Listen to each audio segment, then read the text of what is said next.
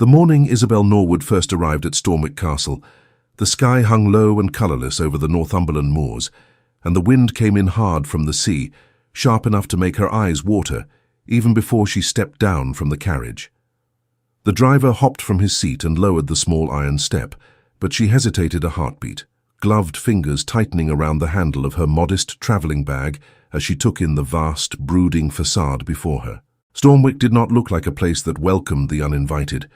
It rose from the grey-green land as if carved from the same stone, its turrets and battlements outlined against the clouds, its long rows of windows as blank and watchful as a line of soldiers on parade. She had been told it was impressive. No one had told her it would feel like judgment. "Miss Norwood?" The steward, a tall, spare man with thinning hair and an air of harassed dignity, stepped forward from beneath the shelter of the great portico. "You are late." "I beg your pardon," Isabel said at once, her breath clouding in the cold air. "The roads were muddy, sir. The horses—" He cut off her explanation with a brief nod that was not quite unkind and not at all interested. "Her Grace does not like to be kept waiting. Come along." And that was how it began for Isabel Norwood. Not with welcome, but with a correction and a command. She followed the steward, Mr. Tanner as she would later learn, through the massive oak doors into a great hall that swallowed her whole. The air inside held the faint smell of coal smoke, beeswax and stone. To the left, portraits climbed the walls in an ascending line of storm-grey eyes and proud mouths, generations of Blackmoors glaring down as if to assess her worth in a single glance. To the right, a long corridor stretched away into shadow, lit by high arched windows through which the pale winter light filtered only reluctantly. Isabel straightened her shoulders. She had not come to Stormwick as a guest. She had come as an employee, a companion to the Duchess Dowager, and she knew enough of the world to understand that her comfort, or lack thereof, was of very little consequence in such a place. Even so, she could not help the small unbidden spark of hope that lit within her chest. Stormwick Castle, for all its severity, represented stability, respectability, a position she had not thought to secure after her father's sudden death and the swift, humiliating sale of the modest rectory that had been her home since childhood. She had grown up among sermons and books, not ballrooms and titled acquaintances, and yet here she was, walking past carved stone pillars and beneath ceilings so high they seemed to belong more to cathedrals than to a private residence. Perhaps, she thought with a kind of desperate optimism, there might be room for her here. Not in the hearts of its masters, she was not sentimental enough to expect that, but at least in its daily rhythms, a task to perform, a role to fill, a place where she could be useful enough to be permitted to stay. Mr. Tanner led her up a flight of stairs and along another corridor, this one lined with narrower windows that looked out onto an inner courtyard. The cold seemed to seep through the glass and creep along the floor. He paused finally before a set of double doors of dark wood, polished to a hard shine. "Her Grace is at breakfast," he said. "You will present yourself, speak when addressed, and otherwise remain silent. The Duchess is particular about her peace." "Yes, Mr. Tanner," Isabel replied softly. He gave her one assessing glance, as though measuring not just her appearance, but her capacity to follow instructions, then opened the door and announced her in a firm voice that carried more respect than warmth. "Miss Isabel Norwood, Your Grace." The breakfast room was smaller than she had imagined, though in a house such as this, smaller was a relative term. A generous fire burned in the grate, casting a rich glow over a table laid with silver and fine porcelain. At its head sat a woman whose back was as straight as a poker, despite the evident frailty in her wrists and neck. Her hair, once perhaps as dark as Isabel's, was now entirely white, gathered into an elegant knot beneath a lace cap. The Duchess Dowager regarded Isabel with sharp, assessing eyes that missed nothing. "So," she said after a long pause in which Isabel stood, pulse fluttering 3 paces inside the room, "you are the rector's daughter." "Yes, Your Grace," Isabel said, dropping a curtsy that was more rehearsed than instinctive. "My father was Reverend Samuel Norwood of St. Bartholomew's in—" "I know where it is," the Duchess interrupted. "Sit." There was only one empty chair at the table, and it was not quite at her Grace's right hand, not quite that favoured a position, but near enough that Isabel felt an unreasonable rush of gratitude. She set her bag gently near the door and took her place, careful not to rattle the china or disturb the stillness that seemed to reign in the room. "You read?" the Duchess asked, as a footman poured tea into Isabel's cup. "Yes, Your Grace. Latin and French and—" "Do not be clever," came the dry reply. "No one likes a clever woman, least of all clever men. You read English aloud with clarity and without affectation?" "Yes, Your Grace," Isabel said, swallowing the instinctive retort that rose to her tongue.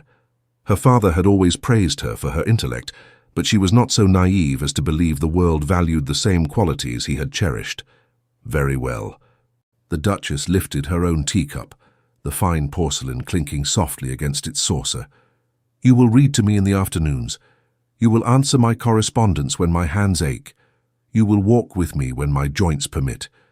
You will not, under any circumstances, trouble my son with questions, complaints, or foolish notions. He has burdens enough." A faint, almost imperceptible softening passed through the older woman's features at the mention of her son, but it was gone so quickly that Isabel might have imagined it. "Do you understand, Miss Norwood?" "Yes, Your Grace." "Good. Eat. You look as though a stiff wind might carry you off the moor." Isabel obeyed, though the food sat like unfamiliar stone in her stomach. Somewhere in this enormous, implacable house, the Duke of Stormwick himself lived and moved, and she was not to trouble him. It was an easy command to obey, she thought. Men like him existed in a world far removed from that of a rector's daughter, even one employed in his mother's service. At that table, on that first morning, Edmund Blackmore was nothing more to her than a name and a title, a distant, imposing presence like the castle itself. It would not remain so. In the days that followed, Isabel learned the geography of Stormwick the way a sailor learns the temper of the sea, quickly and with an understanding that mistakes would not be kindly received. She rose with the winter light, dressed in the small chamber assigned to her near the Duchess's suite, and presented herself promptly at the appointed hour. She read aloud after breakfast, her voice steady and even as she moved through sermons, novels, and the occasional volume of essays that the old woman affected to disdain and yet insisted upon hearing. "You slur your consonants when you grow tired," the Duchess observed one afternoon, when the light was fading and Isabel's throat burned from hours of reading. "I beg your pardon, Your Grace," Isabel said, forcing her voice into crispness. "Do not apologize," came the reply. "Correct. There is no profit in apologies. There is profit in improvement." It was as close to praise as the Duchess ever came, and over time Isabel found she did not mind. There was a certain clarity in such unvarnished expectations. She knew what was required of her. She met those requirements. She remained. The Duke, on the other hand, was more an absence than a presence at first. Isabel saw him only in glimpses, a dark figure at the far end of a corridor, coat tailored to immaculate precision, a silhouette passing through the courtyard on horseback, his shoulders broad and rigid, the sound of a door closing quietly somewhere she did not have leave to go. The first time she saw his face clearly, months had already passed. It was late spring by then, the Northumberland sky reluctantly admitting a wash of pale blue, and the moors beyond the castle softening from brown to green. The Duchess had taken to napping in the afternoons, her health uneven, and Isabel had been granted a rare hour to herself. She took a book, one of her father's, more worn than the volumes in the castle library and therefore more comforting, and slipped into a small, unused sitting room at the end of a lesser-known corridor. The room contained nothing of great value, which made it all the more valuable to her. A faded chaise longue, a narrow window overlooking the kitchen gardens, a rug that had seen better days. It felt, in a way the grand rooms did not, like a space where she might exist without careful measurement. She sat beneath the window, the light falling over her shoulder, and lost herself in words that spoke of faith and endurance, of the quiet heroism of ordinary lives. The book smelled faintly of damp and old paper. She breathed it in like a benediction. She did not hear the door open. "Who the devil are you?" The voice snapped through the quiet like a whip crack, low and hard-edged, and Isabel flinched so violently that the book slipped from her fingers and fell open on the rug. She scrambled to her feet, her heart pounding, and turned toward the source of the interruption. He stood in the doorway, one hand still on the latch, the other resting at his side with a tension that spoke of habitual control rather than ease. Edmund Blackmore was not a handsome man in the way of fashion plates and ballroom dandies. His features were too severe for that, his mouth too firm, his nose a fraction too strong. But there was something arresting in the sheer force contained in the set of his shoulders, the steady, unblinking grey of his eyes. Grey like the castle, grey like the sea before a storm. "Your Grace," Isabel said, dropping an awkward curtsy. She felt at once that she had somehow trespassed, though she knew this room was not in regular use. "Forgive me. I did not know—" "Who are you?" he repeated, ignoring her apology. "Isabel Norwood, Your Grace," she replied, keeping her gaze respectfully lowered. "I serve as companion to the Duchess Dowager." There was a brief silence. She could feel his eyes on her, measuring, weighing. "My mother's companion," he said at last, as though he were filing the information away in some inner ledger. "I was under the impression Mrs. Albright still held that distinction."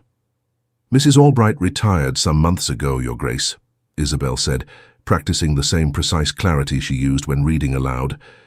"Her health no longer permitted—" "Yes, yes," he cut in, with a faint, impatient wave of his hand. "I recall something of the sort." It occurred to Isabel with a small, sharp pang she quickly suppressed, that the details of his mother's daily life were so distant from his own concerns that he could not keep track of the woman who attended her most closely. She wondered whether the Duchess minded, and then decided that whether she did or did not, she would never say so. "This room is not in regular service," the Duke said, his gaze sweeping once around the faded furnishings before returning to Isabel's face. "Why are you here?" "I sought a quiet place to read, Your Grace," she said. It was the simple truth, and she had learned from the Duchess that simple truths were often best. "Her Grace is sleeping, and I am at liberty until she wakes." "Liberty," he repeated, as though tasting the word and finding it faintly distasteful. "You work for my mother, Miss Norwood. Your liberty is a flexible concept." He stepped into the room then, and she had to force herself not to retreat. Up close, she could see the lines at the corners of his eyes, not carved by laughter, but by years of frowning into the distance, into ledgers, into responsibilities. There was a faint shadow along his jaw, as though he had shaved early and the day had grown longer than he had anticipated. "The staff have designated quarters for their leisure," he continued, "the servants' hall, the attic room used for mending, the kitchens, if Mrs. Jessup is feeling magnanimous. Yes, Your Grace, this is not one of those places." "No, Your Grace." Another pause. The air between them felt tighter somehow, as though the room had shrunk. She waited for the dismissal, for the reprimand, for the instruction that she was to keep to her rightful sphere. It would have been entirely in keeping with his station and his demeanour. The Duke of Stormwick did not owe explanations to his mother's hired companion. Instead, he surprised her. "What are you reading?" he asked. Isabel blinked. "Your Grace?" "The book," he said with a flick of his eyes toward the volume lying open on the rug. "You appeared absorbed." She stooped at once to retrieve it, brushing carefully at the yellowed pages, as though she could undo the indignity of its fall. "A collection of sermons, Your Grace," she said, "by an old friend of my father's." "Your father was a clergyman." It was not a question. The Duchess had clearly said as much to him at some point, and he had tucked the fact away along with 1,000 others. "Yes, Your Grace." "And do you find them so compelling, these sermons?" A faint, almost mocking note entered his voice, though it seemed directed more at himself than at her. You looked as though the rest of the world had ceased to exist. The smallest of smiles threatened at the corner of Isabel's mouth, though she suppressed it. "Words can sometimes do that, Your Grace." "Can they?" He regarded her with something that might have been curiosity, if a man like Edmund Blackmore permitted himself such a luxury. "It has been my experience that the world is stubbornly persistent." She said nothing. There was nothing she could safely say to that. Whatever burdens he carried as Duke, land, tenants, parliament, debts, were not her province. Her world was smaller. One elderly woman's comfort, one narrow bed, one fading book that smelled of home. "If you must haunt neglected corners of my house," he said at last, Do so without leaving evidence behind. Tanner will have apoplexy if he thinks dust has begun to reproduce in here." "Yes, Your Grace," she repeated for what felt like the 100th time since he had entered. She held the book close, its worn leather warm against her palms. He turned then, as though the matter were decided and the conversation over. He reached the door, paused with his hand on the latch, and glanced back at her over his shoulder. "You may use this room when it is unoccupied," he said. The words so abrupt it took her a moment to realize they had been meant as a concession. "So long as it does not interfere with your duties." Relief and something perilously close to gratitude surged through her. "Thank you, Your Grace." He did not acknowledge her thanks. He merely inclined his head just barely and left, closing the door behind him with the same quiet control that seemed to govern all his movements. For a long moment after he had gone, Isabel stood in the middle of the room, the book pressed to her chest, her heart beating too fast. She had, she realized, just spoken to Edmund Blackmore for the first time since her arrival, beyond a murmured greeting or a hurried curtsy in a hallway. He had not smiled. He had not been charming. He had not in any way that a reasonable woman might recognize endeavored to make an impression, and yet he had impressed himself upon her all the same. It was not love, not then. Love, as she would later understand too well, is not born from a single conversation in a neglected room.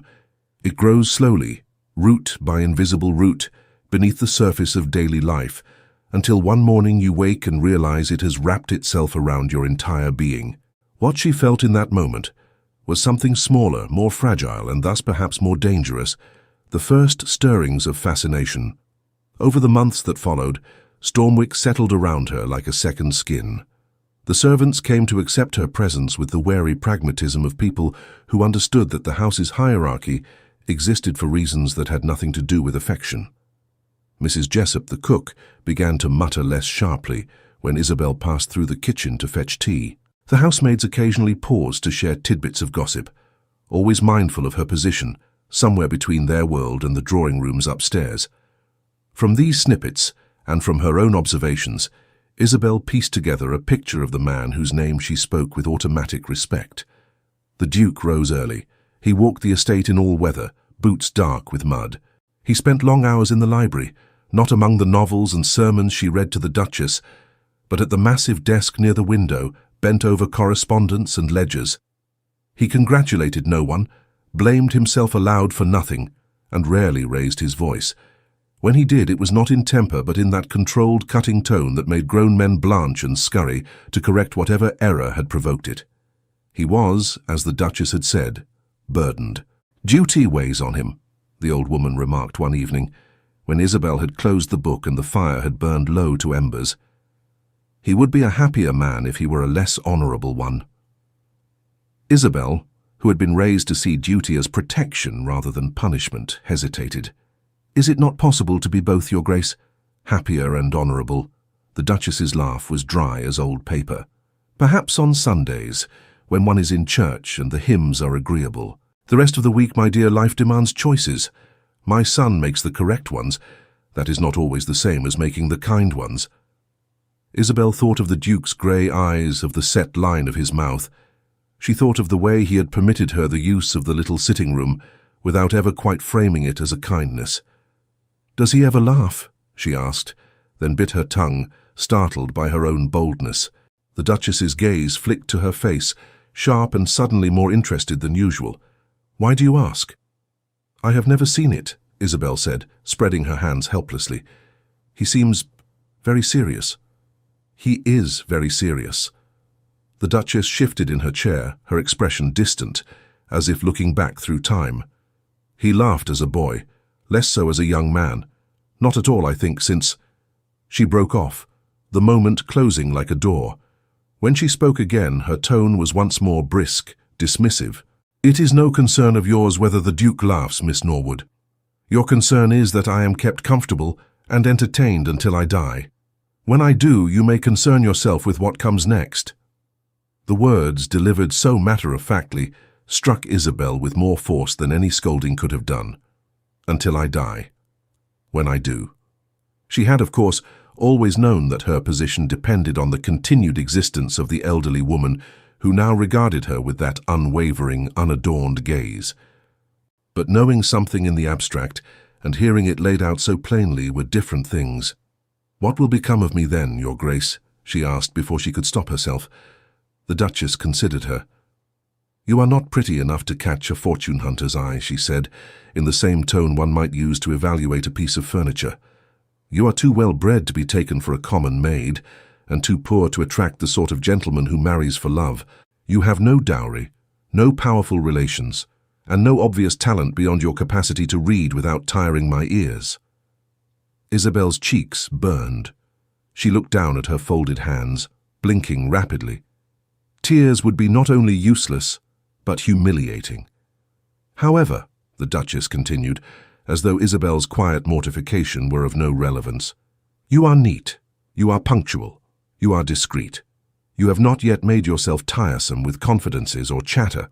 These are not qualities to be dismissed. Should you remain so, I will ensure you are not put out into the road the moment my body is in the ground."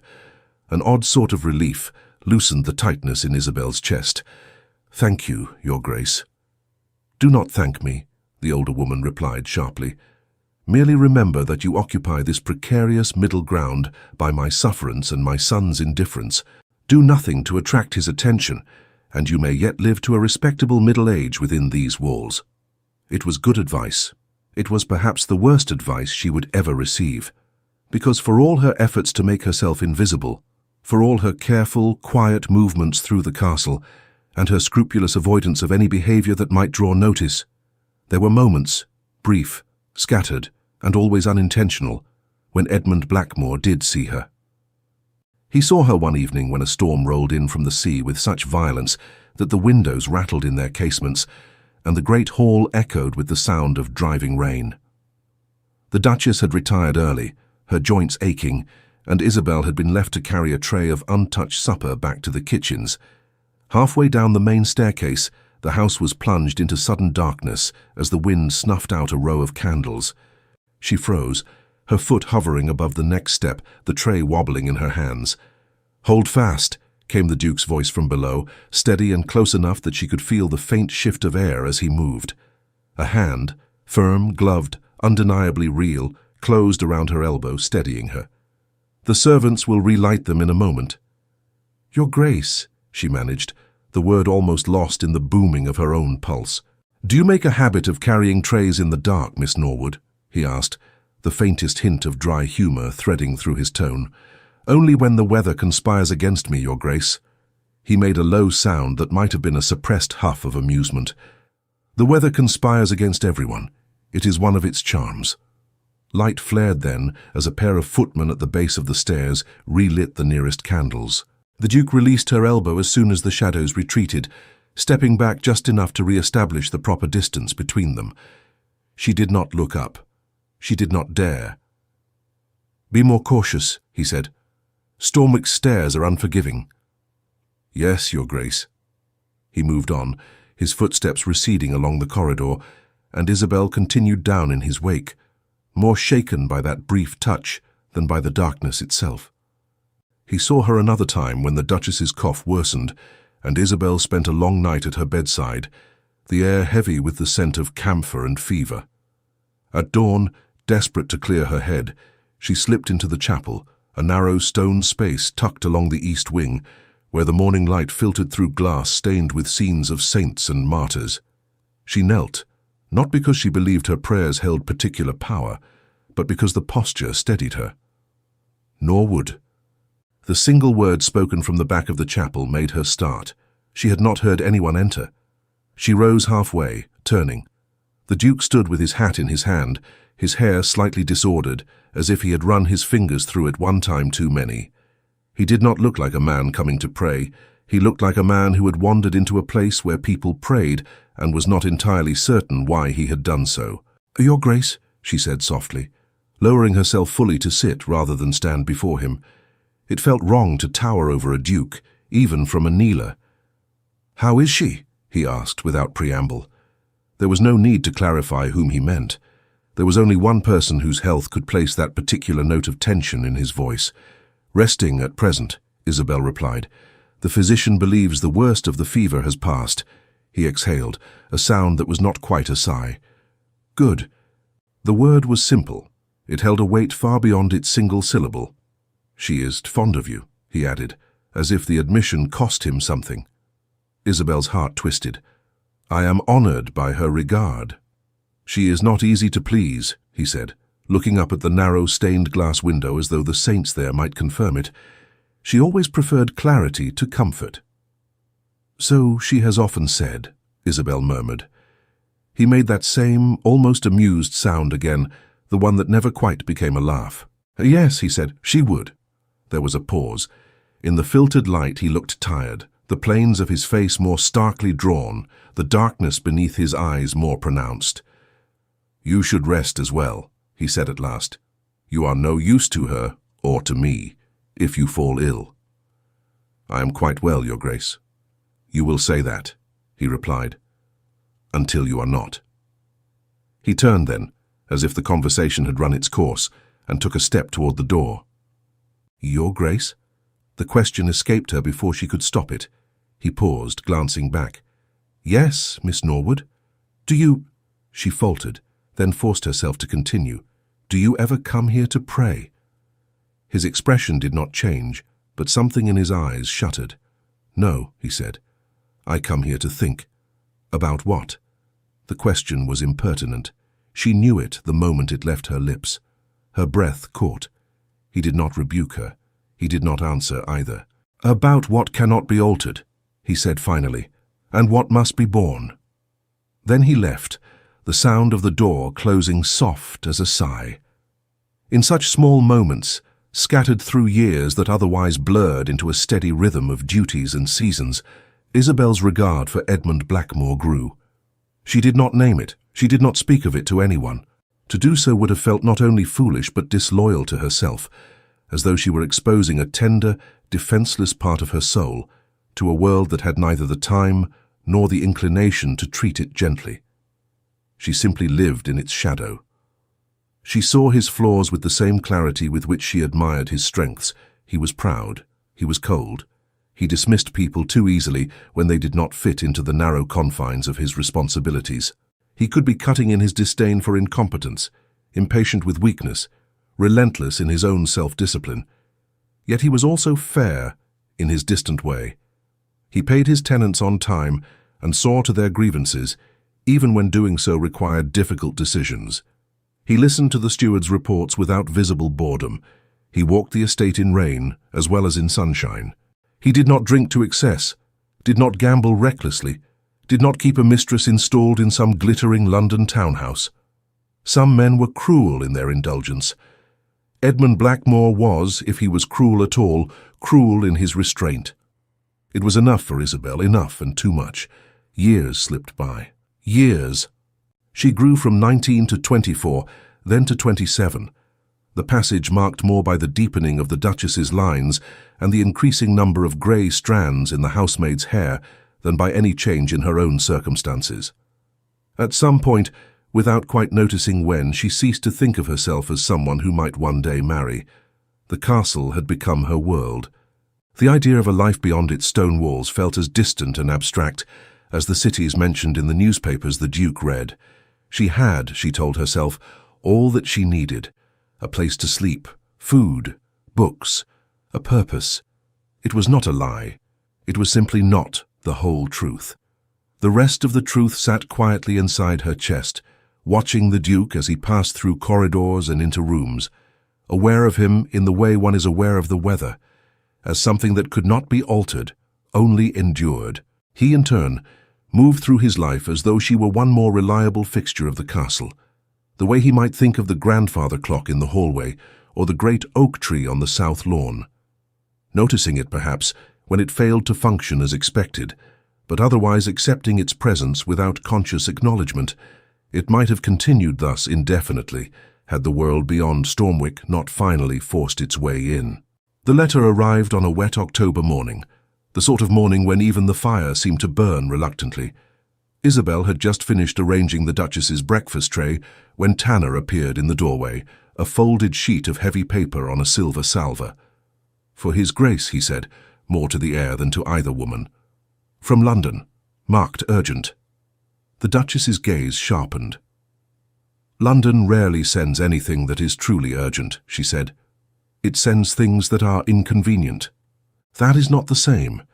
"Nonetheless, Your Grace," Tanner replied, unmoved. "Give it to Edmund," she instructed.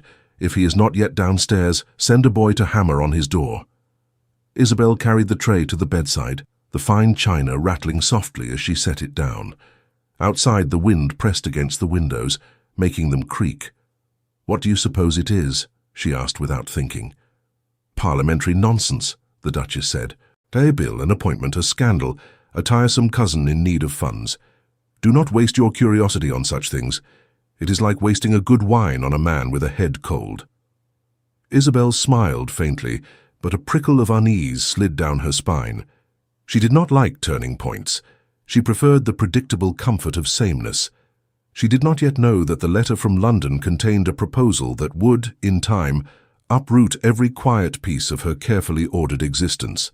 Nor did Edmund Blackmore, when he broke the seal with his usual controlled impatience and scanned the contents, understand how deeply its words would complicate the one part of his life he had never bothered to examine. The years of silent loyalty, embodied in the woman his mother called companion, and he, when he thought of her at all, called simply Norwood. That understanding would come later. For the moment he read and frowned, and made a sound of irritation that echoed faintly down the corridor outside his study, down to where Isabel stood with a stack of fresh linens in her arms, pausing just long enough to wonder what might have disturbed the Duke of Stormwick in his fortress of composure. She did not yet know that whatever decision he made in response would not consider her at all. That, more than anything, would be what finally taught her how to leave. The letter from London did not leave Edmund Blackmore in peace. It sat on his desk for 3 days, folded and refolded along the same sharp creases, the wax seal long since broken, its contents now a quiet, insistent pressure at the back of his mind. He went about his duties with outward composure, met with tenants about repairs to a collapsed wall, discussed autumn accounts with Tanner, reviewed correspondence from the steward in London regarding the townhouse he had not visited in over a year. He spoke, he listened, he signed his name, but always when he returned to the library, the letter waited. "My dear Blackmore," it began in that polished, confident hand he remembered from school days. "As you know, the time has come for me to set my own affairs in better order. I have found a match that suits my needs in every respect. Lady Charlotte Willoughby is as spirited as she is accomplished, and her dowry will go some way towards soothing the more impatient of my creditors. There is only one small obstruction, which I trust a man of your pragmatism will understand and help resolve." Lord Redford was not a cruel man. He was, in Edmund's estimation, merely selfish in the carefree way of those who had always been permitted to believe the world existed to accommodate them. Years ago, when they were both younger and foolish enough to think themselves invincible, Edmund had made a promise forged after a night of too much wine and too much talk of duty and despair. Redford, drunk enough to be sincere, had declared that if he were ever pushed to the brink of financial ruin by his own excess, he would take the honourable path. He would withdraw from society entirely, live in quiet obscurity, and leave the game to men better suited to it. "Or marry a fortune," Edmund had said dryly. "Never that," Redford had sworn, thumping the table, laughter in his eyes. "I will not sell myself like some merchant's trinket. If I ever do such a thing, you have my leave to call me a coward to my face. Better yet, forbid it. You are a moral man, Blackmore. You must be good for something." Edmund, more sober and already beginning to feel the weight of a title newly inherited, had agreed to nothing aloud. But he had looked at his friend's flushed face and thought privately that there were worse fates than an advantageous marriage arranged to steady a crumbling estate.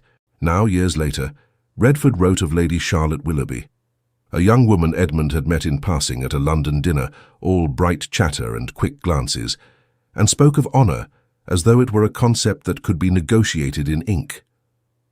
There is only one small obstruction. The obstruction, as it turned out, was an old understanding, never formalized, never truly binding, between Lady Charlotte's family and Edmund's own. A suggestion made by the late Earl to the late Duke that their children might do very well together, should inclination and circumstance ever align. The Willoughbys are conservative creatures, Redford wrote. They cling to the ghosts of past conversations as though they were legal documents. Lady Charlotte assures me she harbours no tender expectations in your direction, but her father will not proceed while that old intention hangs like a ghost over the negotiations. You must write to him, Blackmore. You must say plainly that you have no plans to seek her hand, that the idea, if it ever existed, has long since withered and died. Without your word, this cannot move forward. Edmund had read the letter once with a detached irritation, a sense of being dragged into a complication that did not concern him. He had read it a second time with the uncomfortable awareness that, in truth, it did concern him, not because he had any wish to marry Lady Charlotte, but because his silence could be interpreted as something it was not. His father and the old Earl had, it seemed, allowed themselves a pleasant fantasy. It would be dishonourable to permit its shadow to ruin another man's prospects. And on the third reading, he had paused over the line that made his jaw tighten. If you have any gentler creature tucked away in that frozen northern fortress of yours, any poor relation or governess you have secretly warmed to over the years, it is at least your good fortune that the world will not expect you to marry her. You, my friend, can afford to marry where it is convenient. I cannot. It was a jest, of course. Redford knew nothing of Stormwick's inner workings. He had never met Isabel Norwood. To him she was a theoretical figure, a symbol of the sort of woman men in Edmund's position might find at hand, useful and unobtrusive, never fully seen. Edmund put the letter down then and stared at the fire until the logs blurred. Any gentler creature tucked away. There were, in fact, very few women at Stormwick. The housemaids, the cook, the laundresses in the village, the vicar's wife, and Isabel. Norwood. He had never until that moment permitted himself to think of her in any category beyond the one his mind had assigned to her at the outset. His mother's companion, reliable and quiet, with a clear voice and a knack for being where she was needed before anyone thought to ask. She was neither servant nor gentlewoman. She occupied a narrow space that he found, if he thought of it at all, convenient. She did not require his attention. She did not demand his time. She did not complicate anything. Except that once Redford's careless sentence lodged in his mind, he could not entirely dislodge it. It made him notice things he had previously ignored. He noticed, for example, that Isabel's hair, always neatly pinned, always modestly arranged, caught the firelight in the drawing-room with a hint of deep chestnut that had nothing to do with the dun plainness he had assumed. He noticed that her hands, gloved or bare, moved with a quiet efficiency that spoke not only of habit, but of care. He noticed that, on the rare evenings when his mother insisted she join them at the table, rather than hovering at the edge of the room, she listened more than she spoke, and when she did speak, her words were measured and intelligent. It irritated him, this noticing. He had no wish to be one of those men who constructed romantic fantasies around the nearest woman of mild expression and good manners. He had too much respect for both marriage and Norwood's precarious position to entertain such nonsense.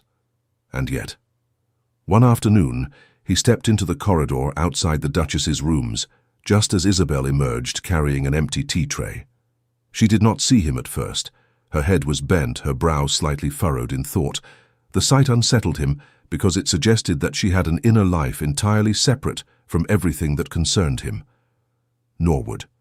She started, the tray tilting. Your Grace. She corrected the angle quickly, steadying the cups with practiced grace. Forgive me, I did not hear you. Evidently. He kept his tone dry, almost bored, to conceal his own discomfort. My mother, how did she sleep last night? Her expression grew serious at once. Restlessly, Your Grace. The cough disturbed her more than usual. I have asked Dr. Hale to call again this evening. He nodded. Good. A pause then, because the question that rose to his tongue felt oddly personal, and he disliked the sensation. And you? Your Grace? Were you able to rest? He clarified, annoyed at himself for needing to do so. A faint flush touched her cheeks. It is my duty to sit with Her Grace when she is unwell. I manage perfectly, I assure you. That was not the question, he said. For a moment she looked at him directly, and he felt again that peculiar jolt from years ago in the chapel, as if he were being measured in a way he could not quite control. "No, Your Grace," she said quietly. "I did not sleep much, but I am well enough to fulfill my duties today." "Well enough," he repeated. "You are not indispensable, Miss Norwood." "No, Your Grace," she agreed. "I am not." The simplicity of the statement unsettled him more than any argument would have done. "You may request assistance," he said abruptly. "Mrs. Jessup can spare one of the younger maids to sit a few hours in the night, if needed. See that you avail yourself of that." "I would not wish to burden—" "It is my decision whose time is burdened in this house," he cut in more sharply than he intended. "Not yours. Do as I say." Her eyes dropped at once. "Yes, Your Grace." He moved past her, the matter decided, and yet as he walked away, he had the distinct, unwelcome sensation of having stepped into something he did not entirely understand. In the weeks that followed, his attention slid toward her in ways he refused to name. He noted if she was at table with the Duchess or reading aloud by the window. He noticed if her voice sounded strained, if there were shadows beneath her eyes. He did nothing overt. He asked nothing that could be construed as inappropriate. If anyone had accused him of particular interest, he could have denied it with complete sincerity. After all, he reasoned, a duke was responsible for the well-being of everyone under his roof. To inquire after the health of a woman who devoted herself to his mother's care was no more than basic decency. He did not ask himself why basic decency suddenly felt like a precarious slope. For Isabel, the change was subtler, but no less confusing. She had grown so accustomed to moving along the edges of Edmund Blackmore's awareness that the slightest shift in his gaze unsettled her balance. She did not know about Redford's letter, or the careless reference to some gentler creature in a northern fortress. She knew only that the Duke began now and then to speak to her, as if her answers mattered. "Norwood, what is your opinion of this proposal?" he asked one evening, tapping a folded letter on the table in the small parlour his mother favoured when she was too tired to sit in the larger drawing-room. Isabel, who was in the midst of setting out a fresh pot of tea, froze. "Your Grace?" "Mr. Harrow suggests we enclose the lower meadow to improve yield," Edmund said, his eyes on the paper. "Tanner believes the tenants will resent the loss of common grazing. My mother," he added dryly, "believes any change made after 1790 is an affront to nature itself. What do you think?" Isabel set the teapot down very carefully. She had, over the years, heard enough of estate talk to assemble a rough understanding of such matters, but no one had ever asked her to voice it. "I am no farmer, Your Grace." "Nor is my mother," he replied. "It does not prevent her from having a strong opinion. Speak." She took a slow breath. "If the tenants feel wronged, there may be trouble," she said. "Even if the yield improves, people do not readily forget when they believe something has been taken from them. It might be wiser to proceed more gradually, or to find some way to offset their loss. Work offered. Reduced rents, perhaps, for those most affected." He looked at her then, really looked, and she fought the urge to lower her gaze. "You believe resentment is a more dangerous crop than grass," he said. "Yes, Your Grace," she answered. "In my experience, it is harder to uproot." The Duchess made a small sound that might have been amusement. "You see, Edmund? The girl is not entirely decorative." "She is not decorative at all," he said, almost absently. The words hit Isabel like a slap and a caress simultaneously. She knew he meant them as a sort of praise, that her value lay in usefulness, in clarity, in a mind he could trust not to weep or flutter. But some buried, foolish part of her winced all the same. She had never considered herself beautiful. She was too plain for that, too ordinary, but to hear herself dismissed from that realm entirely, even in service of a compliment, reminded her forcefully of who she was and where she stood. "Nonetheless," he added, unaware of the small turmoil he had caused, "in this instance I am inclined to agree with her. Tanner will not be pleased." "Tanner," the Duchess sniffed, "is pleased by nothing except well-organized shelves and an absence of dust. Go and argue with him, Edmund. Norwood will pour me another cup of tea." "Yes, Mother," he said, with the resigned patience of a man accustomed to such commands. As he left the room, he paused briefly near Isabel's chair. "Thank you," he said, not quite under his breath. She did not know whether he referred to the tea, the opinion, or the years spent quietly at his mother's side. "You are welcome, Your Grace," she replied. That could perhaps have been all. A slight warming, a few more words exchanged, a slow deepening of something comfortable and safe.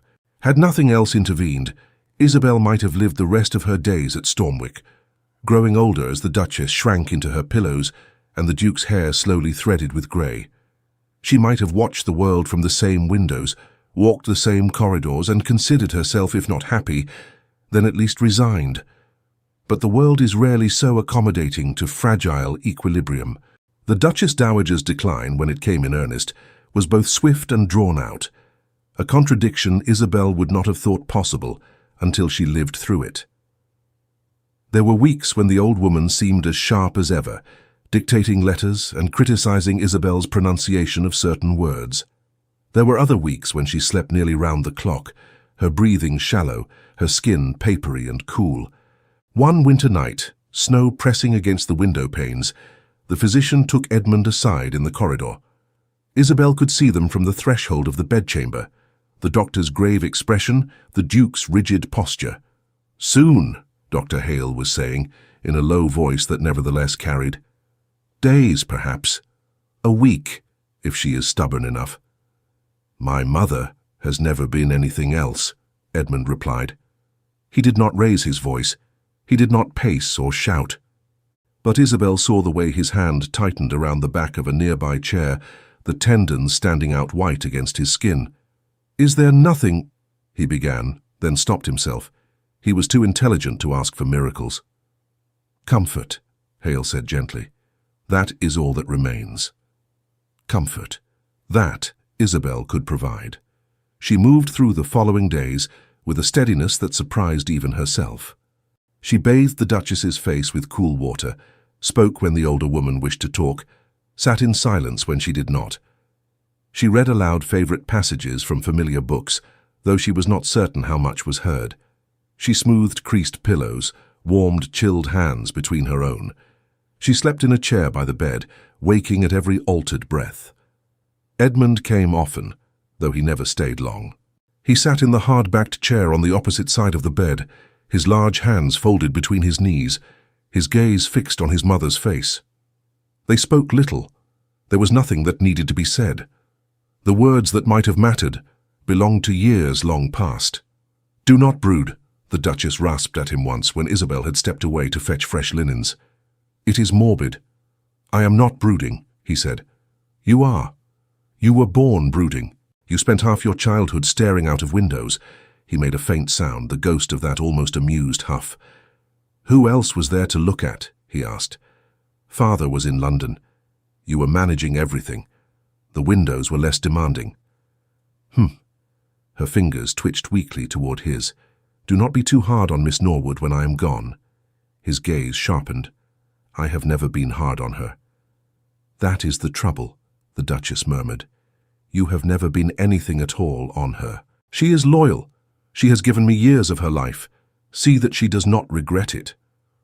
"Mother—" "Promise," she insisted, the word thin but unwavering. He hesitated. In the doorway, Isabel stood very still, the fresh linens folded in her arms, invisible by habit and necessity. "I promise," he said at last. The Duchess relaxed, a small, satisfied smile touching her lips. "Good. Now go away. You make the room heavy." He did as she commanded, because he always did. As he passed Isabel at the threshold, he did not look at her, but she could feel tension radiating from him like heat. 2 nights later, the Duchess Dowager of Stormwick died as quietly as she had lived most of her later years. Isabel was there, sitting in her accustomed chair, one of the Duchess's hands cradled between her own. The old woman's breath grew more shallow, more spaced, and then simply stopped. Isabel waited, her own lungs refusing to move, for some sign that this was merely another of those strange pauses that had frightened her before. None came. She leaned forward, her ear near the frail chest. Silence. "Your Grace," she whispered, though there was no longer any need for the title. The clock on the mantel ticked. Somewhere deep in the castle, a door closed softly. Snow fell against the window, muting the world. Isabel lifted the hand she held, and pressed her lips to the cool, fragile knuckles. "Thank you," she said, voice barely audible even to herself. "For shelter, for clarity, for everything." Then she rose, smoothed the sheets, and went to find the Duke. She encountered him in the corridor outside his study, speaking in low tones with Tanner. The steward's usually impassive face was pale. He broke off at once when he saw her. "Miss Norwood," Edmund said, frowning slightly, "you ought to be resting. Has there been some change?" "Yes, Your Grace," she said. He went still. Tanner took one step back, as if making room for the blow. "She is gone," Isabel continued. It was peaceful. For an instant, a heartbeat, something unguarded flashed across his face. Pain, certainly, but also a kind of bewilderment, as though he could not quite reconcile the idea of his mother's absence with the reality of the house still standing around him. "I see," he said quietly. "Did she—" he swallowed. "Did she say anything at the last?" Isabel thought of the request the Duchess had made days before. "Do not be too hard on Miss Norwood. See that she does not regret it." "She was not in pain," Isabel said gently. "She was calm. I believe she was content to go." He exhaled slowly, as though releasing something he had been holding for a long time. "Very well." His voice steadied. "Thank you, Miss Norwood. You have been invaluable to her." And to you, she thought, though she knew better than to say so. "In the morning," he continued, "we will send word to the vicar. Arrangements must be made. Tanner, see that the household is informed. They will expect instructions." "Yes, Your Grace," Tanner said, bowing. "And you, Norwood," Edmund added, his gaze returning to her. "You will rest." "I am quite able to—" "You will rest," he repeated, cutting off her protest. "You have watched over my mother for years. You will now permit others to watch over you, at least for a night." The unexpected gentleness in his tone undid her more than any outburst could have done. Her throat tightened. "Yes, Your Grace," she said.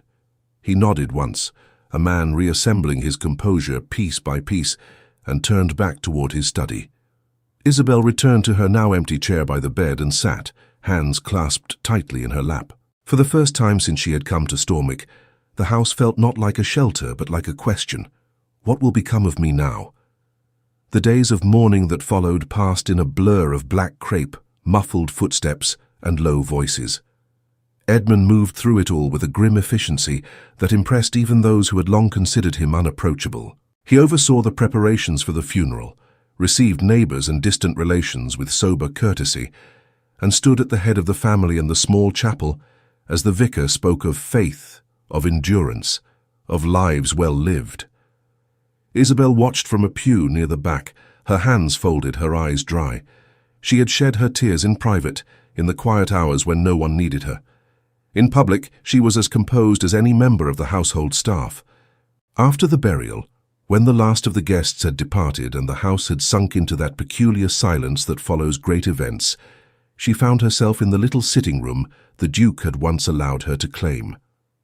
The faded chaise, the narrow window, the old rug, all just as they had been on that first day she had discovered the space.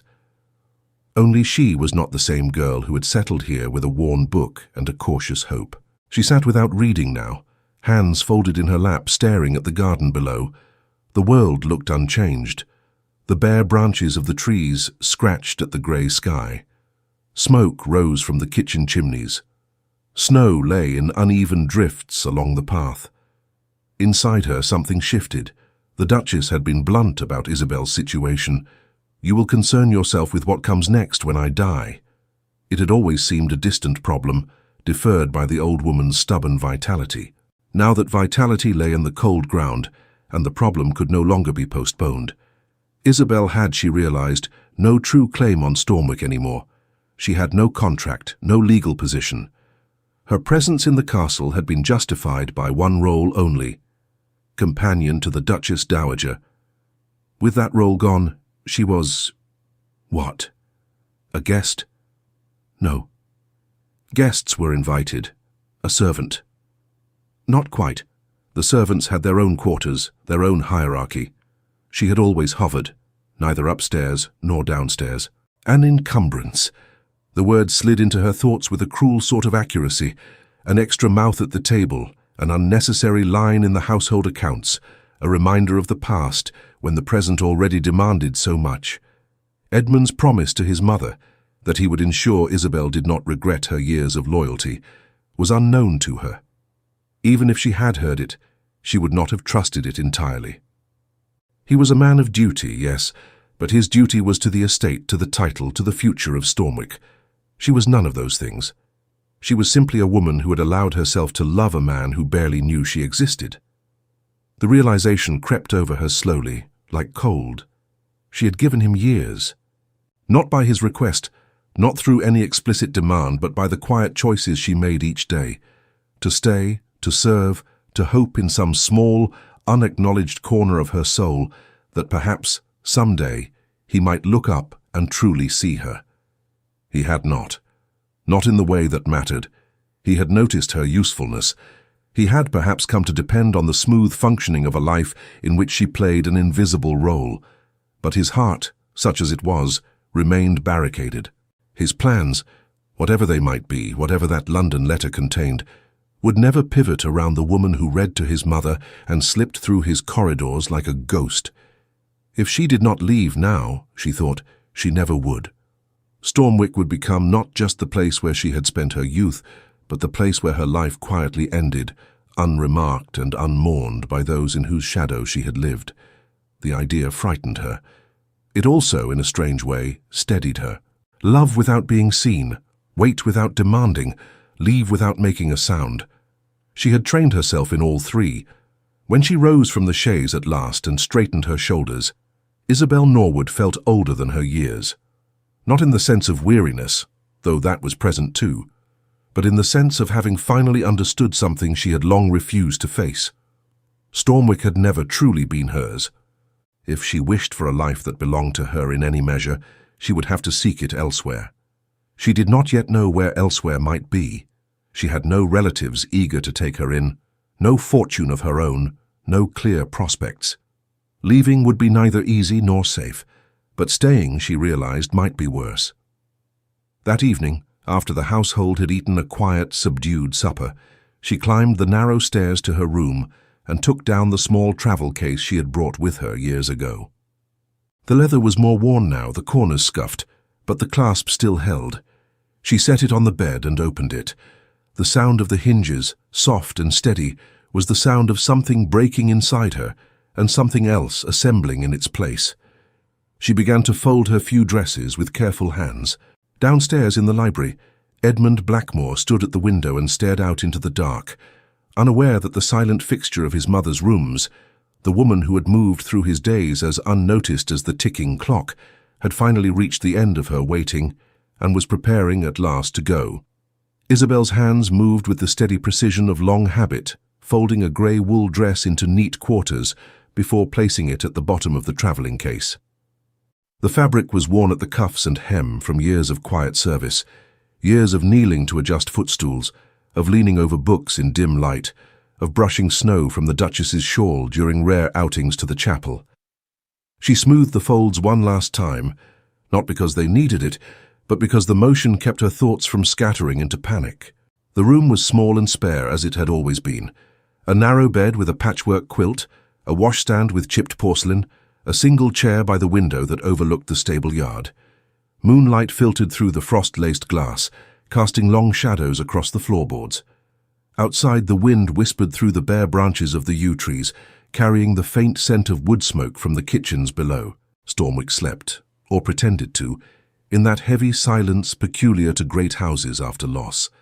She paused to tuck a loose strand of hair behind her ear, her fingers lingering at her temple.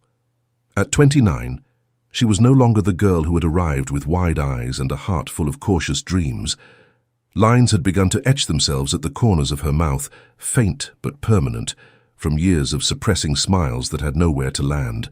Her reflection in the darkened window showed a woman composed, unremarkable, precisely the sort no one would miss until the gap she left grew too obvious to ignore.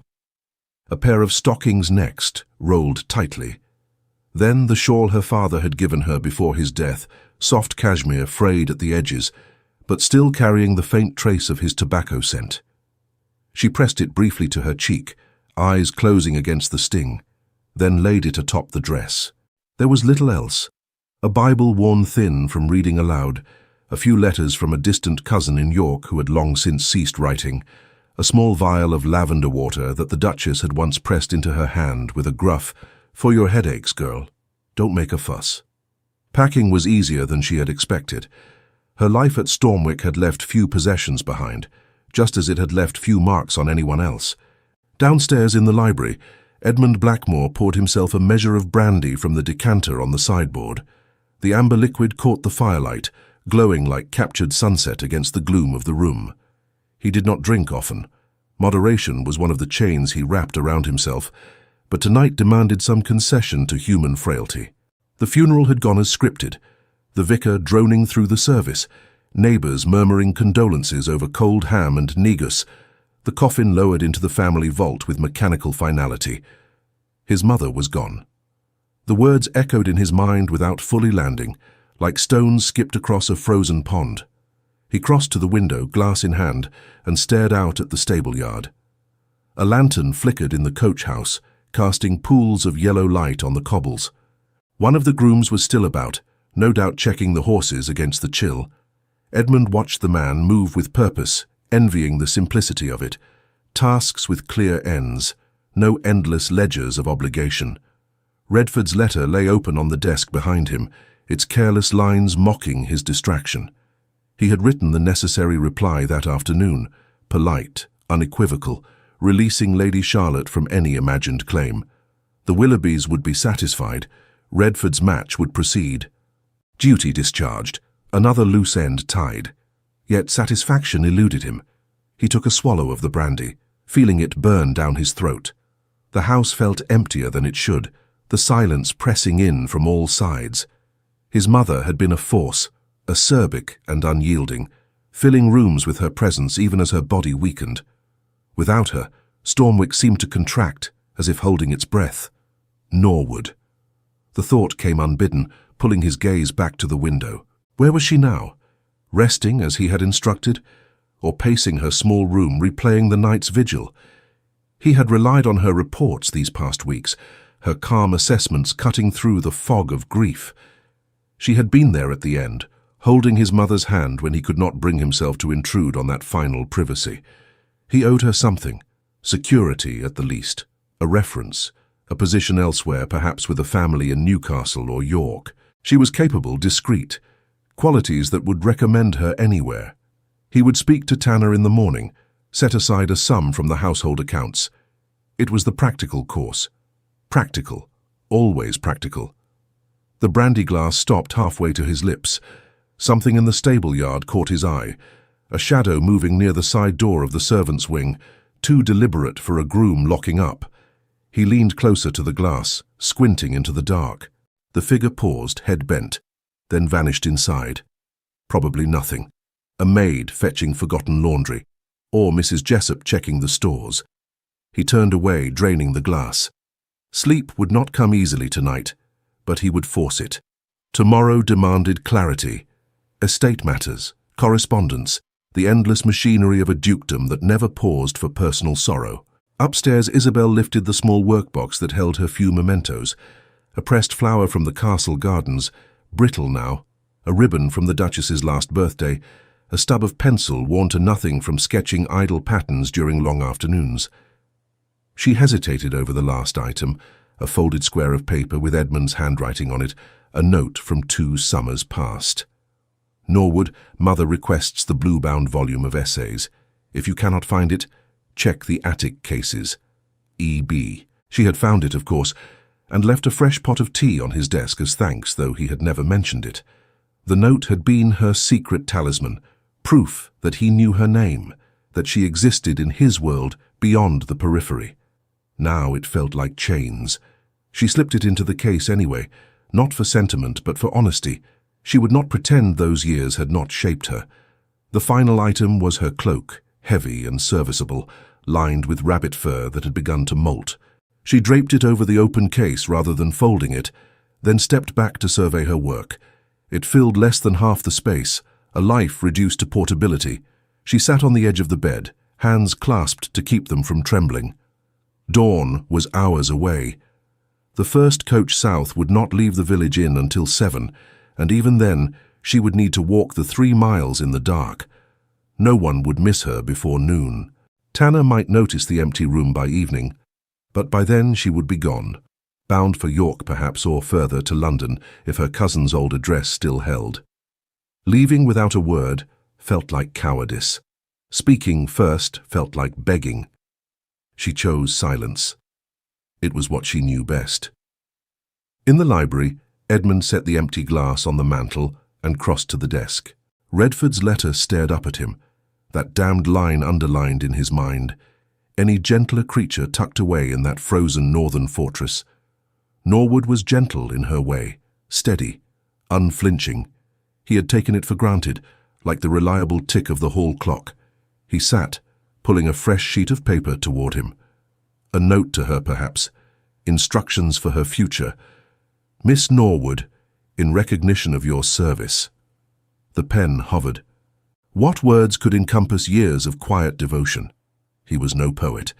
Gratitude sat awkwardly on his tongue. Instead, he wrote to the solicitor in Newcastle, "Provide for the companion's reference and annuity. Discreetly. E.B. Practical. Done." He sanded the ink, folded the paper, and rang for a footman. The boy appeared promptly, bleary-eyed but efficient. "Deliver this to Mr. Hargrove at first light," Edmund instructed. "Wake the stables if needed." "Yes, Your Grace." Alone again, he extinguished the lamps and climbed the stairs to his rooms. The house creaked around him, settling into the night. His valet had laid out nightclothes and banked the fire low. Edmund undressed methodically, extinguished the candle, and lay staring at the shadowed canopy above the bed. Sleep, when it came, was fitful, haunted by grey eyes and silent hands. Isabel rose before the sky lightened, splashing cold water on her face from the basin to chase away drowsiness.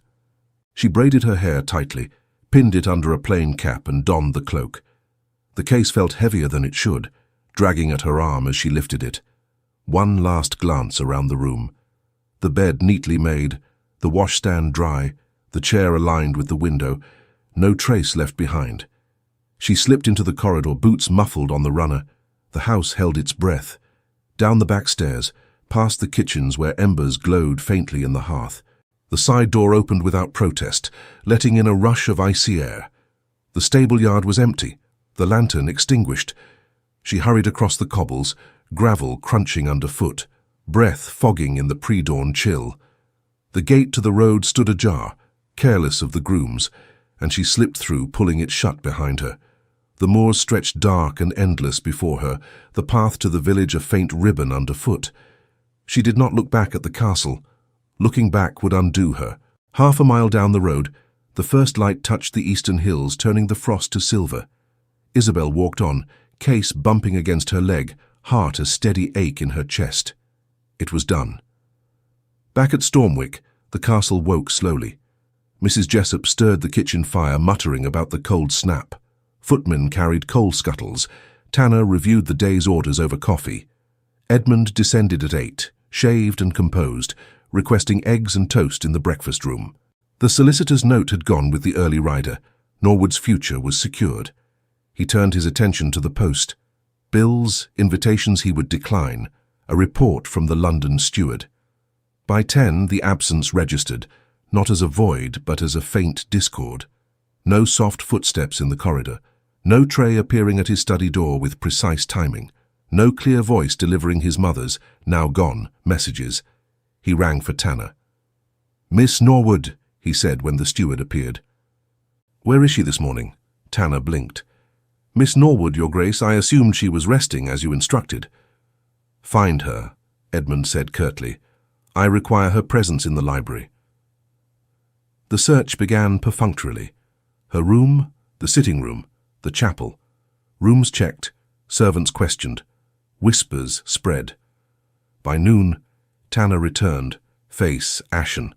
"She is gone, Your Grace. Her case is missing. No one saw her leave." Gone. The word landed like a blow Edmund had not braced for. He stood from the desk, chair scraping back. "Gone where?" "We do not know, Your Grace. The village, perhaps, the coach." Edmund crossed to the window, staring at the now empty yard. The groom from last night, had that been her shadow? How had he not seen?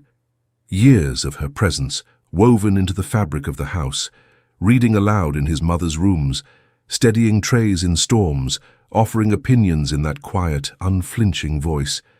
He had depended on it all without naming it. And now, nothing. "Send word to the inn," he ordered. "Every coach, every rider, find her."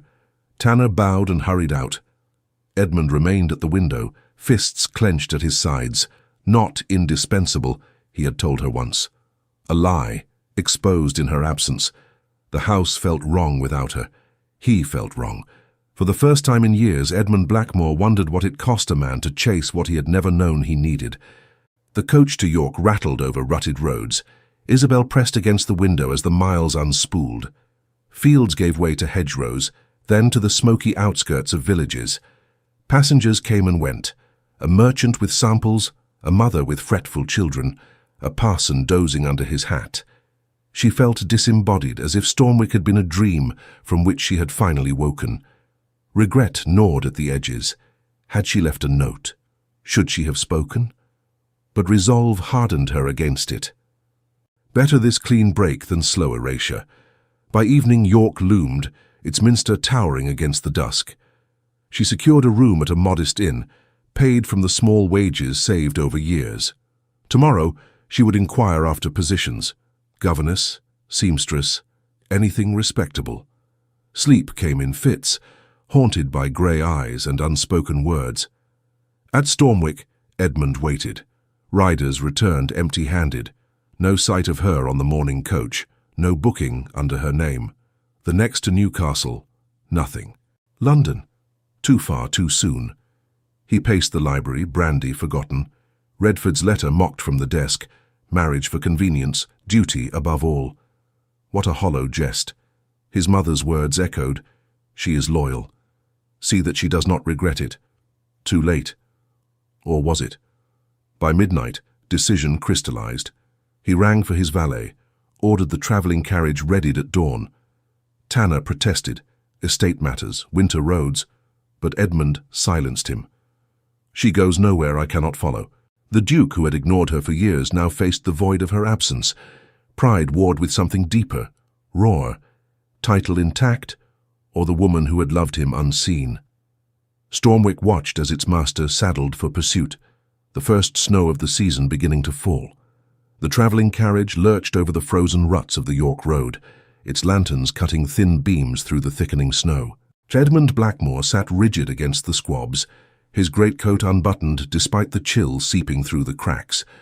Outside, the world blurred into white, moorland swallowed by drifts, hedgerows vanishing under the onslaught. The driver had grumbled about the weather when they set out at first light, but one look at the Duke's face silenced further protest. Stormwick receded miles behind them now, its stone walls a memory Edmund barely registered amid the storm in his chest. He had not slept after sending the riders. Dawn found him in the stable yard, barking orders for the carriage, overriding Tanner's pleas about neglected ledgers and incoming post. "The estate will stand without me for a day," he snapped. "It has stood for centuries." In truth, he doubted his own steadiness. Isabel Norwood's absence gnawed like an untreated wound, silent at first, then throbbing with every pulse. Why now? The question circled relentlessly. His mother's death explained grief, exhaustion, a need for distance. But the manner of it, no note, no farewell, slipping away like smoke, felt like indictment. Had he driven her to it? The solicitor's instructions for her annuity lay undelivered on his desk, a hollow gesture too late to matter. He pictured her walking the dark road alone, case in hand, head high against the wind. Foolish woman, brave woman, his woman, though he had never claimed her as such. The carriage hit a deeper rut, jolting him forward. He caught himself on the strap, cursing under his breath. Hours on the road, and no sign at the posting inns they'd checked. York remained the likeliest stop, a hub for coaches south, to cousins or strangers who might offer shelter. If she reached London, No. He would find her first. Memories surfaced unbidden, her hand steadying a tray in the storm, her voice cutting through his mother's fevered ramblings with calm precision. "Resentment is harder to uproot," she'd said of the meadow enclosure, her eyes meeting his without flinching. Intelligence wrapped in quiet, loyalty forged in fire. He had taken it, used it, never repaid it. The carriage slowed as they neared a village inn, its sign swinging wildly in the gale. Edmund thrust open the door before it fully stopped, boots crunching into fresh snow. "Check the registers," he told the driver. "Every arrival since yesterday." Inside, the taproom reeked of ale and wet wool. The innkeeper, a stout man wiping tankards, eyed his fine coat with suspicion. "Room's full, my lord. Blizzards kept everyone pinned." "A woman," Edmund said curtly. "Mid-20s, dark hair, plain cloak. Travelled alone from Northumberland." The man scratched his chin. "Seen a few like that. Coach from the north yesterday morning. Dropped a lady at the York turn. Quiet sort, paid for one night." York. Edmund's pulse quickened. "Describe her." "Neat features. Carried a small case. Asked about post south, governess work maybe. Left at dawn today, I reckon. London coach, full up." Edmund slapped coin on the counter, more than needed, and strode out. "York," he ordered the driver. "Push the horses." By midday, snow cloaked everything in deceptive peace. The carriage pressed on, wheels labouring through drifts. Edmund's mind raced ahead. What would he say? Apologies sat foreign on his tongue. Commands fared no better. She'd walked away from those. Truth then, raw and unpolished. "You are indispensable." Too late? Or just in time? In York, Isabel stepped from a cramped stagecoach onto the Minster's shadow, legs numb from hours of jolting benches. The city buzzed despite the weather. Vendors hawking hot chestnuts, carriages splashing slush, ladies bundled against the wind. She secured her cloak tighter, case heavy in her gloved hand. The inn from last night had pointed her to a respectable posting house for situations vacant. Governess, companion, seamstress, anything to start anew. Her room had been sparse, sagging bed, flickering candle, endless replays of Stormwick's corridors. Sleep evaded her, chased by Edmund's voice.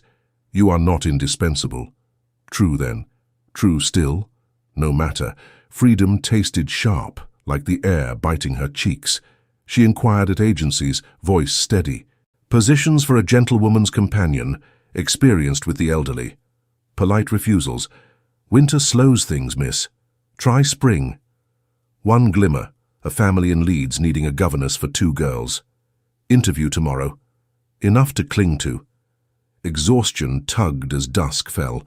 She found a modest tea shop nursing weak brew by the window, snow piled on the sill. Home felt distant, a word without anchor. Regret flickered, a note left for Tanner at least. But words invited response, and response might shatter her resolve. A shadow fell across the table. She looked up, breath catching.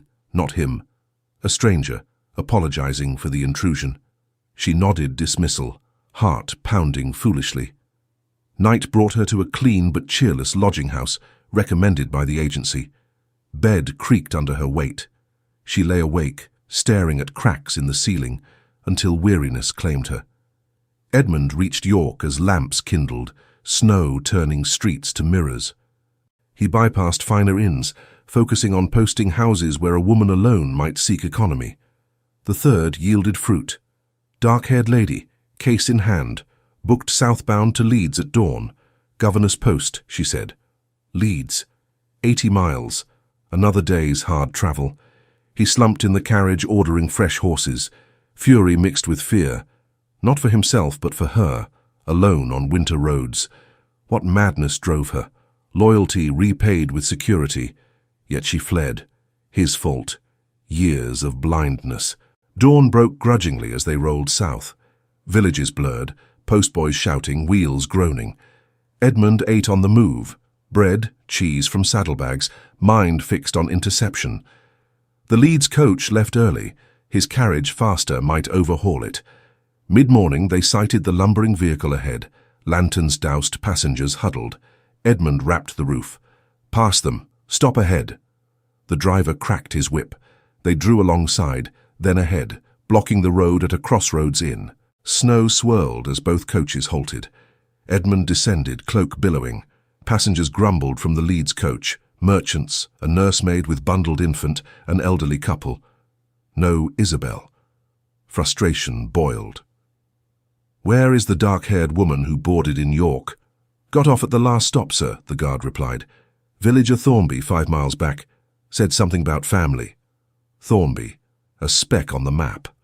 Edmund remounted, reversing course. The chase tightened, a noose of his own making.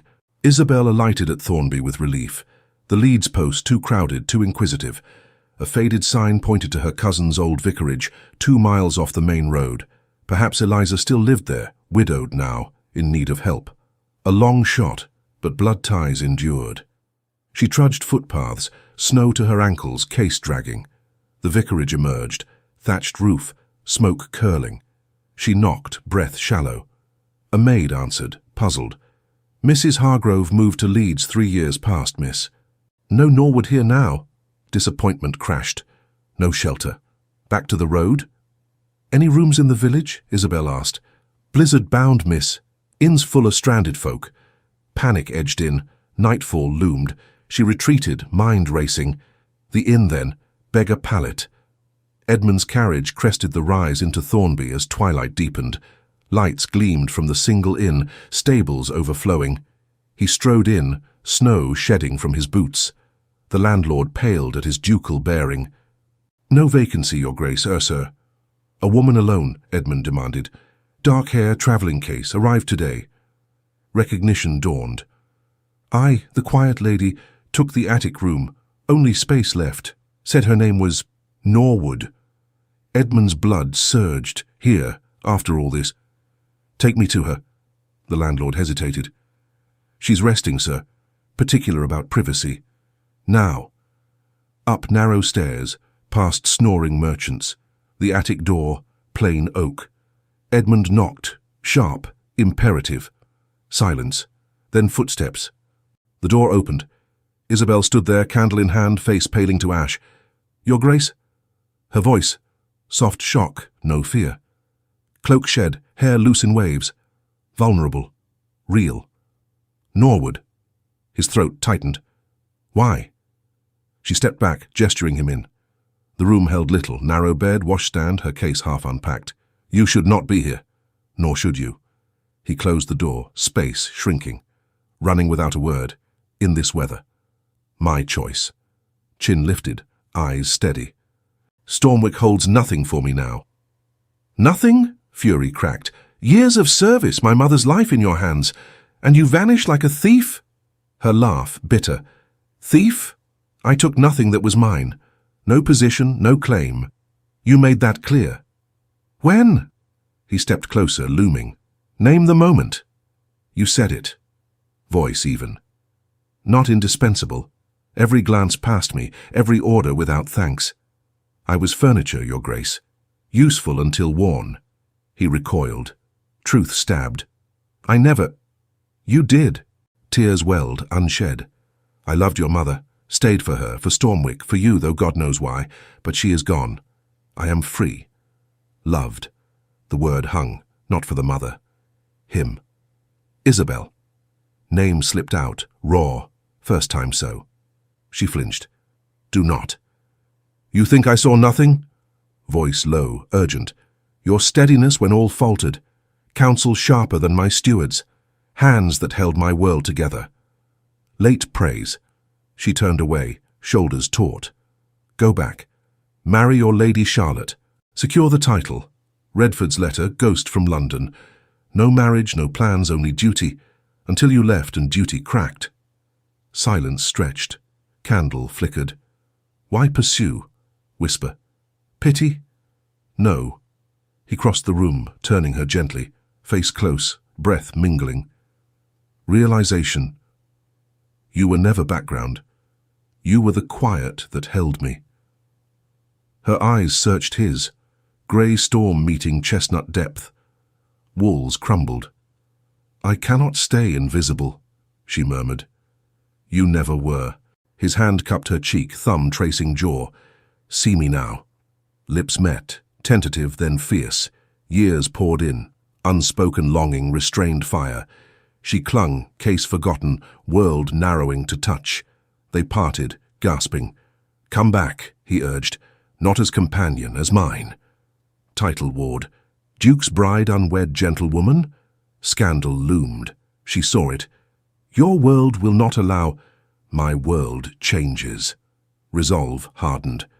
"Marry me." Shock widened eyes. "Edmund, say yes." Dawn found them entwined. Plans whispered. Carriage readied. Back to Stormwick, not as servant, but equal. But roads twisted. Leeds agency sent word. Position filled. Cousin Eliza miraculously welcomed her. Temptation lingered. Edmund sensed hesitation. Choose. She chose him. Snow eased as carriage bore them north. Stormwick awaited, not unchanged but remade. Yet shadows lingered. London whispers, family expectations. Redford's jest echoed. The carriage wheels crunched steadily over the thawing roads back to Stormwick, the snow giving way to mud under a reluctant January sun. Edmund Blackmore sat with Isabel Norwood pressed close against his side, her head resting on his shoulder, the weight of her both anchor and revelation. Hours earlier, in that cramped Thornby attic, he had laid bare what years of pride had buried, a proposal forged not in duty, but in desperate clarity. She had said yes, her fingers trembling in his, but the road ahead promised no easy triumph. Titles carried chains, and Stormwick's Duke would face them all to claim the woman who had slipped away in silence. Isabel lifted her gaze to the passing moors, the familiar hills now edged with green promise. Exhaustion tugged at her, but so did wonder. Edmund's arm encircled her waist, possessive yet gentle, a touch she had imagined in stolen moments, but never dared expect. "You are quiet," he murmured, his breath warm against her temple. "Thinking of home," she replied softly. Home. Stormwick loomed, not as prison, but possibility. And what awaits us there? His jaw tightened, the line she knew so well. Tanner's raised eyebrows. Mrs. Jessop's gossip. Letters from London prying into my sudden journey. He paused, hand squeezing hers. "And my aunt, Lady Beatrice, who arrives next week uninvited. She will have opinions on ducal matches." Isabel tensed. Lady Beatrice Blackmore, dowager countess and self-appointed guardian of the family name, had visited once during the Duchess's final illness, cold eyes appraising Isabel as one might a scullery maid. "She will fight this. Let her." Edmund's voice held steel. "Stormwick is mine. You are mine." The words thrilled and terrified. A duke's wife. No longer invisible, but thrust into light she had long avoided. Stormwick's towers rose at dusk, lanterns flickering welcome in the yard. Tanner awaited at the portico, face a mask of professional calm masking shock. "Your Grace, Miss Norwood." His eyes flicked to their joined hands. "Miss Norwood remains," Edmund said curtly, descending to hand her down. "Prepare rooms adjoining mine, and send word to the vicar. We wed within the month." Tanner bowed, retreating without question. Servants gathered at windows, whispers rippling like wind through reeds. Inside, the great hall felt vast yet intimate. Mrs. Jessop pressed hot tea and scones into Isabel's hands, muttering blessings under her breath. "Thought we'd lost you, miss. House ain't right without." Edmund led her to the library, fire roaring. "Rest here. I must write to London, avert the worst rumours." Alone briefly, Isabel sank into a chair, case at her feet.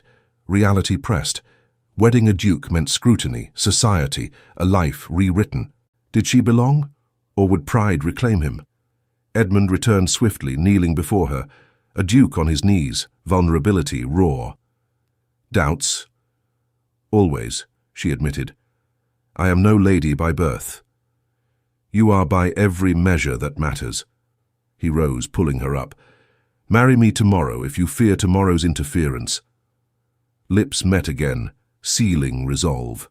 That night, in chambers prepared with hushed efficiency, they crossed lines long imagined. His touch mapped years of unseen devotion. Her responses undid his restraint. Dawn found them tangled, whispers of forever exchanged, but peace fractured swiftly. Morning brought Redford's reply, cheerful acceptance of Edmund's clearance for Lady Charlotte, laced with jest. Fortunate escape, old friend. Though whispers reach town of a northern heiress, do share. Edmund crumpled it, showing Isabel. Gossip travels faster than us. Worse arrived midday. Lady Beatrice, carriage emblazoned with the family crest, sweeping in like judgment incarnate. Tall, angular, pearls at throat, she fixed Isabel with arctic disdain. Edmund, explain this situation. They stood in the drawing room, tea untouched. Aunt, Edmund began evenly, Isabel Norwood saved Mother's final years. She saves mine. We wed soon. Lady Beatrice's laugh sliced. A companion, rector's daughter. Stormwick demands more, a fortune, connections. The Willoughbys still sniff about. Lady Charlotte suits perfectly. No. Edmund's tone brooked no argument. Lady Charlotte marries Redford. I marry Isabel. Scandal, the Countess paced. Peers will mock. Tenants gossip. Your mother rolls in her grave. Isabel spoke, voice steady. Your sister valued loyalty above lineage, my lady. I gave her both. Beatrice whirled. Insolence! You ensnared him in grief's fog. Edmund stepped forward. Enough. Isabel leaves only over my corpse. Tension crackled. Beatrice's eyes narrowed, calculating. Very well, test your folly, but London will devour her. She departed in a swirl of skirts, carriage wheels churning gravel. Edmund exhaled. She bluffs. Isabel touched his arm. Does she? Society crushes mismatches. Not this one. He drew her close. We face it together. Days blurred into wedding preparations. Vicar consulted, banns read, simple gown altered from the Duchess's wardrobe. Servants rallied, flowers from greenhouses, feast planned. Whispers turned to toasts, yet shadows gathered, letters piled. Curious peers, Redford probing, Willoughby patriarch demanding clarification. Lady Beatrice fanned flames from London, tales of Duke's mad infatuation with servant wench. Edmund rode to tenants affirming the match. She steadied this house, she steadies me. Cheers rose, loyalty shifting. Isabel confided fears one eve by the fire. What if I fail you? No polish for balls, no dowry for debts. You succeed already. His kiss silenced doubt. Love mends more than gold. Crisis peaked a week before the wedding. Riders brought word. Lady Beatrice rallied allies, petitioning the bishop to halt bans on impropriety. London gazettes hinted scandal. Edmund rode south overnight, confronting Beatrice in her Mayfair house. Cease this, she smirked over tea. Protect the name, boy. Marry Charlotte. Keep your pet as mistress. Rage flared. Touch her and inheritance shifts. Cousins hunger for Stormwick. Bluff called. Beatrice paled. You would not. Try me. Return brought victory. Bans cleared. Aunt silenced. Wedding dawned crisp. Chapel blooming with hothouse roses. Isabel in ivory silk, veil trembling. Edmund at altar. Eyes locked as she walked aisle alone, no family but house filled. Tanner beaming, Jessup weeping. Vows exchanged. To love, honor, cherish. Rings slid on, gold band simple, profound. Feast followed, toasts, dances in hall. Edmund whisked her to moors at twilight, blanket spread. Lady Stormwick. Wife, she whispered, stars witnessing. Months unfolded. London debut tested. Stares, whispers. Isabel held head high, wit disarming foes. Debts eased by shrewd management. Her counsel gold. Redford wed Charlotte. Jests turned admiration. Stole the best bargain, Blackmore. Child came autumn. Son, grey-eyed, sturdy. Daughters followed. Chestnut curls. Years wove tapestry. Balls graced, charities led by Isabel's hand. Stormwick thrived, love its cornerstone. Edmund aged gracefully, lines now from laughter. You taught me to see, he told her one eve, silver threading hair. You taught me to be seen, she replied.